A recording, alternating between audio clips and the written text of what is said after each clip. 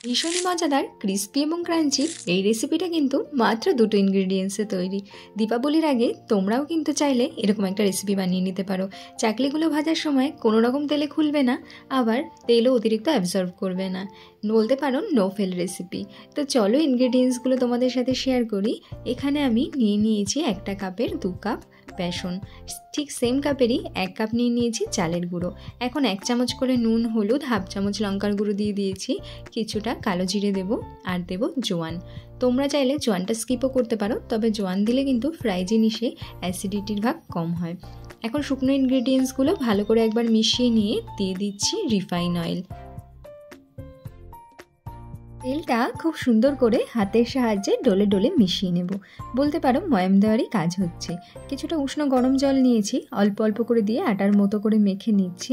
একটা ডো তৈরি করব, যে ডোটাকে তৈরি করব সেটা কিন্তু একটু টাইট রাখবো। যে কোনো ফ্রাই জিনিসের ডো যদি একটু টাইট করা যায় তাহলে ক্রিস্পি ব্যাপারটা কিন্তু খুব সুন্দর আসে। তো এই রেসিপির জন্য ডোটা পারফেক্ট হওয়া ভীষণই দরকার। যে ডোটাকে তৈরি করেছি এটা দেখো খুব নরম বা ভীষণ হার্ড কিন্তু না। এখন যেটা তোমাদের সাথে শেয়ার করব, দেখে নাও, এটা কিন্তু একটা মেশিন, যেটা তোমরা অনলাইনে ইজিলি কিনে নিতে পারো। আর এরকম একটা মেশিন থাকলে শুধুমাত্র চাকলি নয়, অনেক টাইপেরই ফ্রাই জিনিস তোমরা বানিয়ে নিতে পারবে।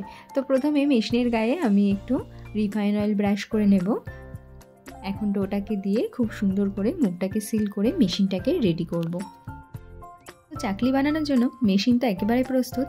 এখন হাতের সাহায্যে ঘুরিয়ে ঘুরিয়ে শেপ দিয়ে নিতে হবে। দেখো কত ইজিলি ব্যাপারটা হয়ে যাচ্ছে।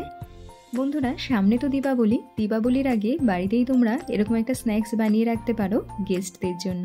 এছাড়া বাড়িতে যদি বাচ্চারা থাকে তারাও কিন্তু বেশ পছন্দ করবে। মার্কেটের মতো টেস্ট কিন্তু তোমরা বাড়িতেই পেয়ে যাবে। দেখো চাকলিগুলো এভাবে রেডি করে নিয়েছি, এখন ভেজে নেওয়ার পালা। ভেজে নেওয়ার জন্য তেলটাকে কিন্তু মিডিয়াম গরম রাখতে হবে। মিডিয়াম হিটে ফ্রাই করে নেব, এপিট ওপিট করে উল্টে খুব সুন্দর করে ফ্রাই করে নিচ্ছি।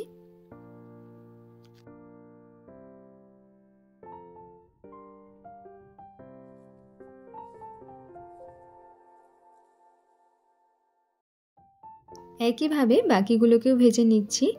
একটা এয়ারটাইট কন্টেনারে করে 7 দিনের জন্য যদি তোমরা এগুলোকে রেখে দাও, কোনো রকম খারাপ কিন্তু হবে না।